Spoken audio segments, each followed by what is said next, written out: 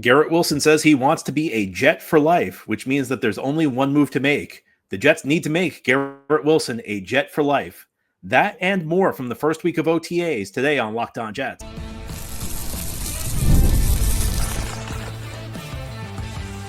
You are Locked On Jets, your daily New York Jets podcast. Part of the Locked On Podcast Network, your team every day.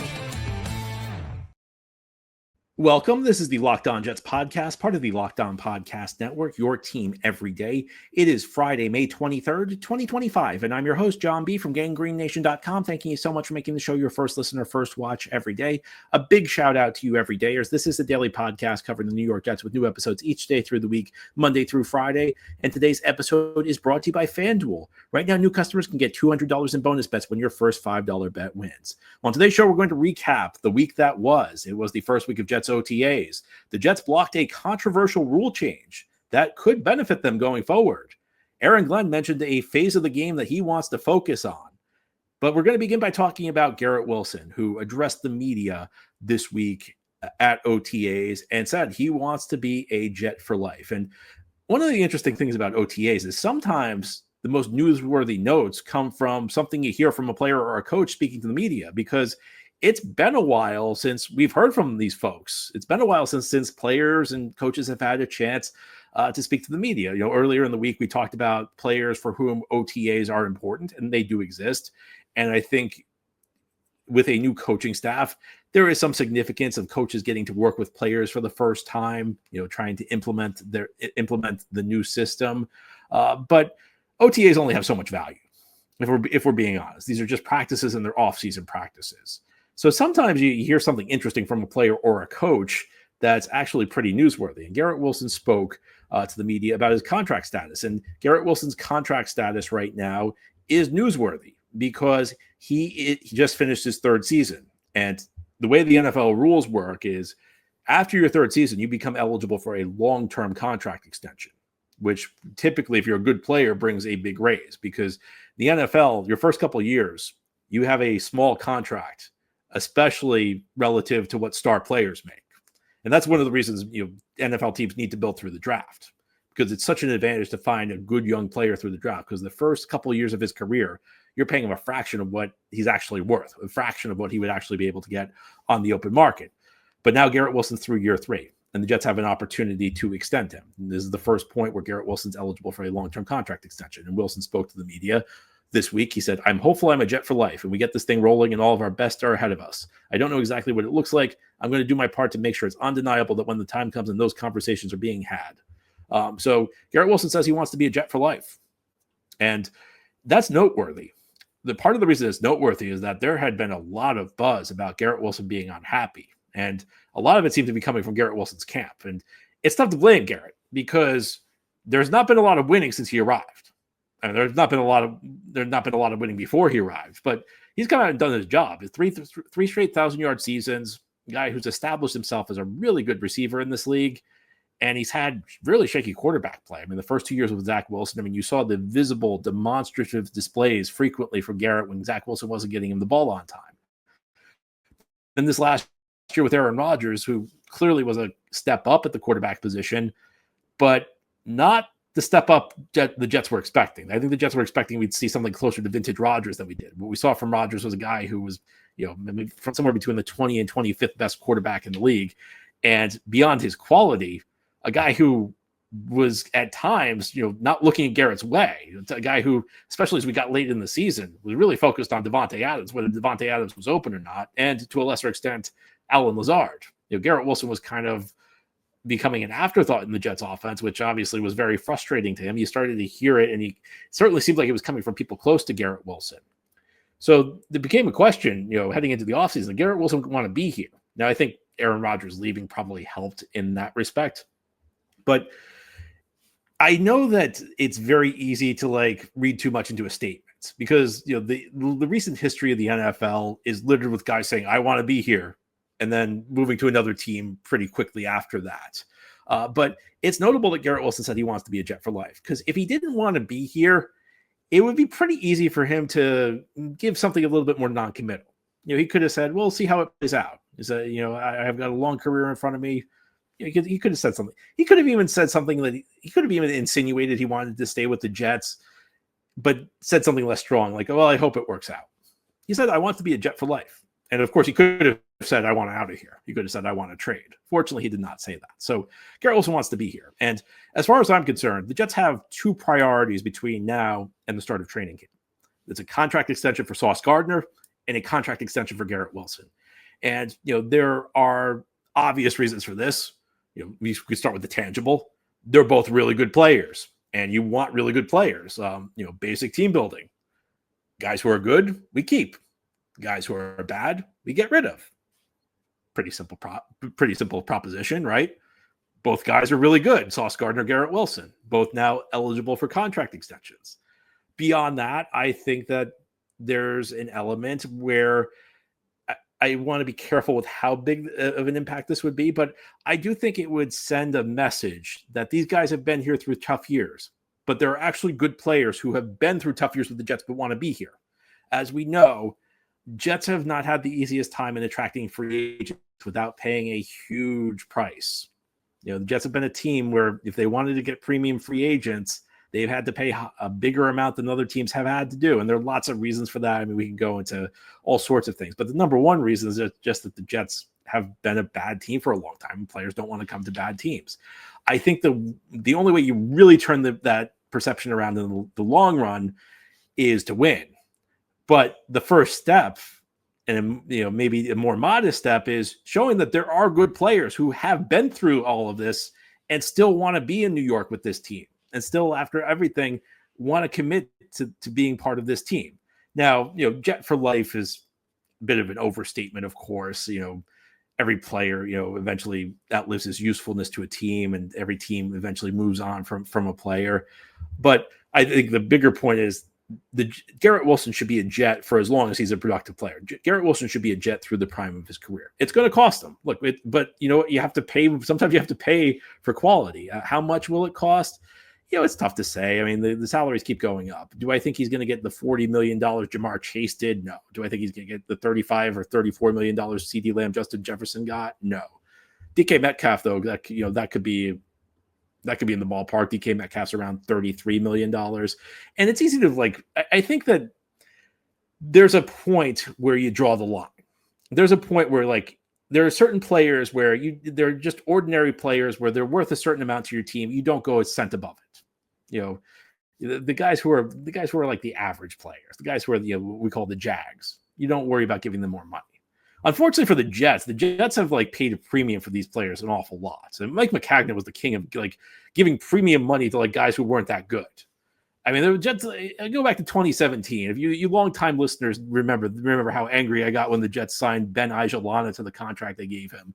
It was this fourth string tackle that probably would have gotten a training camp invite. Mike McCagnon is guaranteeing him multiple millions of dollars for reasons that nobody can ever explain. Can somebody get in touch with Mike McCagnon and ask him why he gave Ben Ajalana multiple millions of dollars in guarantees? A few years later, gives Josh Bellamy guaranteed money. Josh Bellamy, this guy who's never done anything in the league. These are the types of guys where, if they don't want the league minimum, there are a million guys like him. We can find somebody who's just as good for the league minimum. For a guy like Garrett Wilson, you don't pinch pennies. There's an old saying, penny wise and pound foolish. If Garrett Wilson ends up being the fifth or sixth highest paid receiver in the league, am I gonna obsess over whether he's actually the fifth or sixth best receiver in the league, even if he's the fifth or sixth highest paid receiver? He could be the sixth highest paid receiver in the league and only be the 15th best. Am I really going to stress about that over a couple $1 million to make sure you keep a player this good? Absolutely not, because Garrett Wilson's a huge part of the Jets going forward, and keeping him should be at the very top of the Jets' priority list. Let's not mess around with this. The longer you wait in today's NFL, the more you end up paying in the long run. Get Garrett Wilson under contract. He wants to be here. That was the only real question. Did he still want to be here? And it appears the answer is yes. Now, during the Locked On Jets podcast, we'll talk about what head coach Aaron Glenn had to say, because Aaron Glenn offered some interesting insight. And I think it's insight into how the Jets may build their roster, particularly around the third phase of the game, special teams. We'll go into that in more detail as we continue here on this Friday edition of Locked On Jets. Today's episode of Locked On Jets is brought to you by FanDuel. The NBA playoffs are in full swing, and every night delivers highlight-worthy performances, major momentum shifts, and can't-miss moments. Whether it's a game-winning shot or a breakout player, there's never been a better time to get in on the action. And FanDuel makes it easy to stay in the game before tip-off and live. With player props, performance trends, and same-game parlays, fans have more ways than ever to play smart and win big. And yes, I know you Knicks fans, rough game one of the Eastern Conference Finals. The Knicks are still in it. And FanDuel's the place to get in on the action. You can also get in the action for the upcoming NFL season. Jets over under 5.5 wins. If you think they're going to clear that, FanDuel, again, is the place you want to be. Are you new to FanDuel? It's the perfect time to sign up. Head to FanDuel.com and place your first $5 bet. If you win, you'll get $200 in bonus bets. Make every moment more with FanDuel, an official sports betting partner of the NBA. Again, it's FanDuel, official sports betting partner of the National Basketball Association. Thank you so much for making Locked On Jets your first listener, first watch every day. A big shout out to you everydayers. This is a daily podcast covering the New York Jets with new episodes each day through the week, Monday through Friday. Jets OTAs began this week. Organized team activities is the final phase of the offseason program.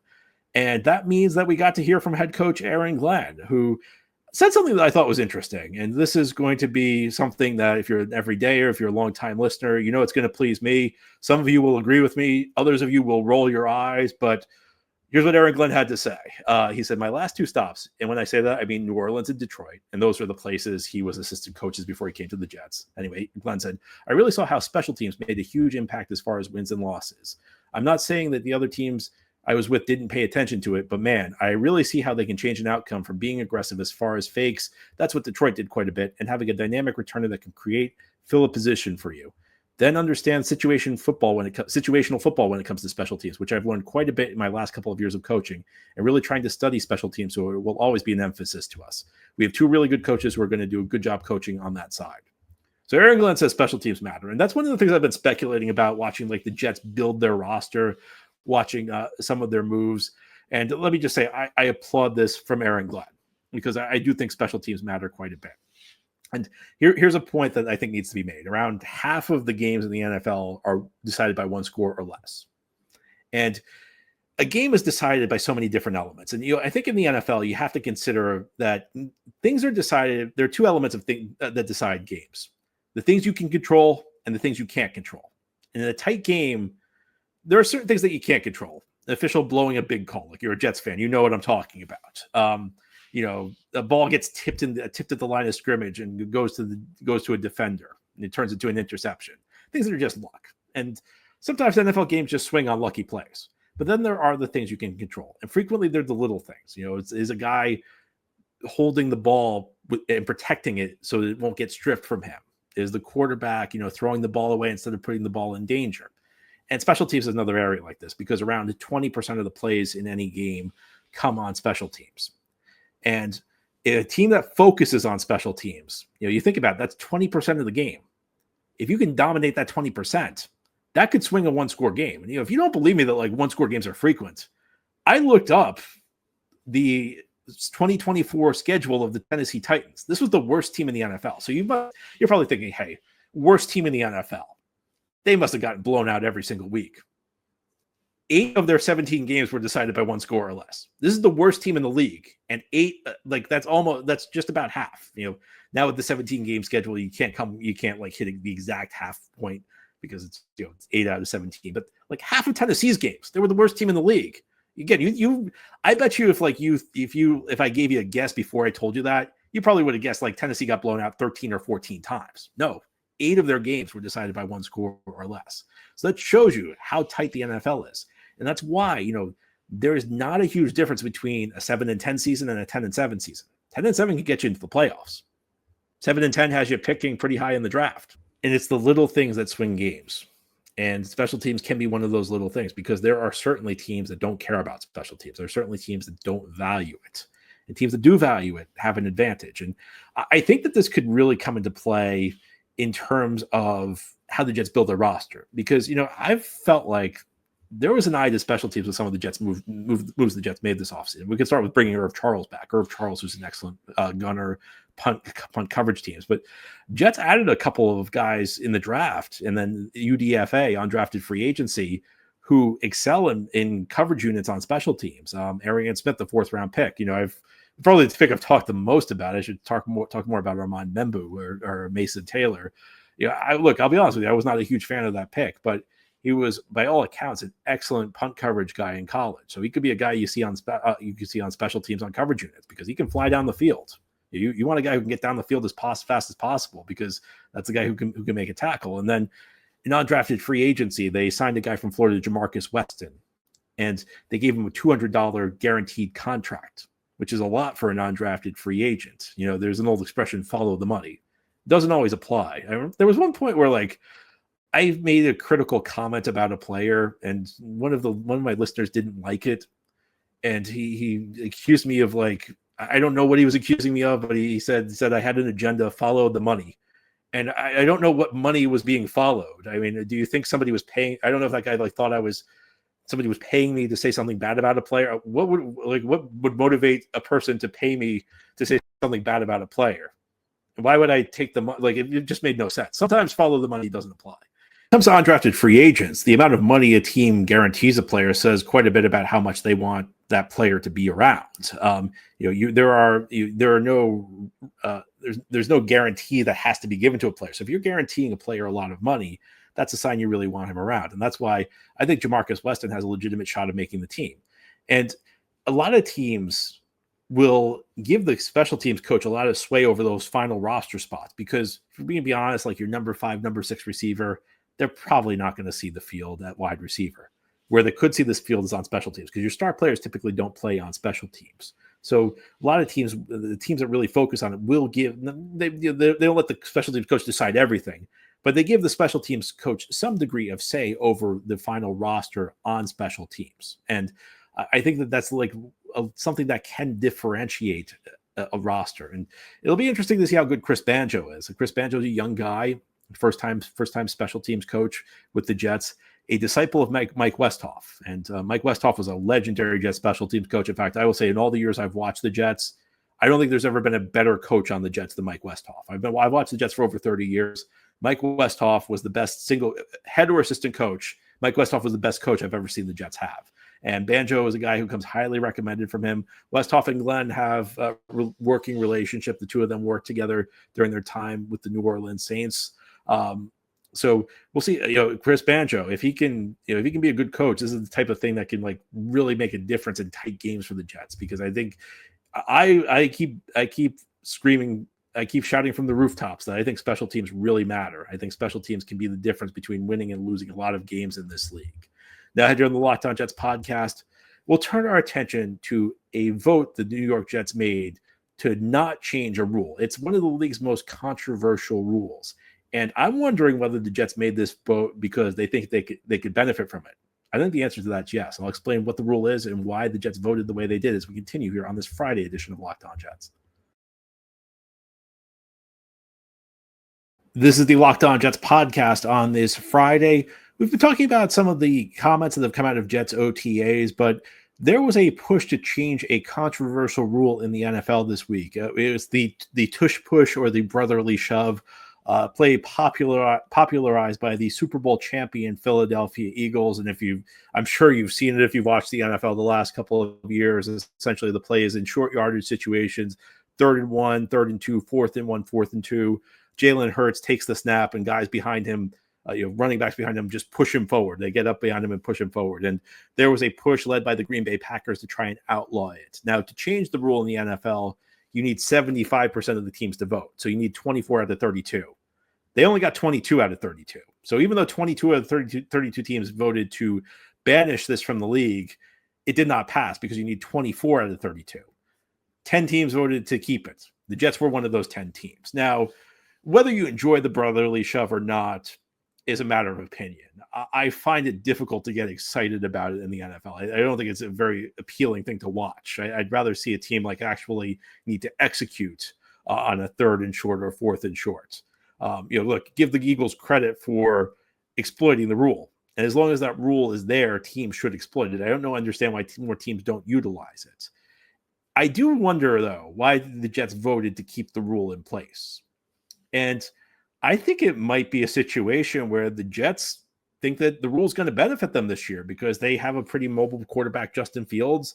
And not only is Justin Fields mobile, but he's a big guy. He's not a small guy. He's a guy who he runs with speed, but he can also lower the shoulder. He's got, he's big enough to run with power. He's big enough to run through arm tackles. He's big enough to drive forward in short yardage situations. As I mentioned, I don't see, teams can keep complaining about it, and it's fine. Like in the offseason, if you don't like it, push for the rule to change. But if the rule's in place, you might as well take advantage of it. And I know like Philadelphia's got Jalen Hurts. I know Jalen Hurts is a good runner, but I'm not entirely convinced that like your ability to move forward in short yardage situations is purely based on athleticism. Because like the greatest quarterback sneaker of all time was Tom Brady, who was one of the least mobile quarterbacks of all time. I mean, what Brady did well in quarterback sneak situations, he saw where the hole in the defense was. A lot of quarterback sneaks, guy just drives forward. He just dives straight behind the center. Whereas what Brady would do is if Brady saw like the center, the spot around the center was loaded, but there was a gap between the guard and the tackle, he'd take the snap and run between the guard and the tackle and pick it up.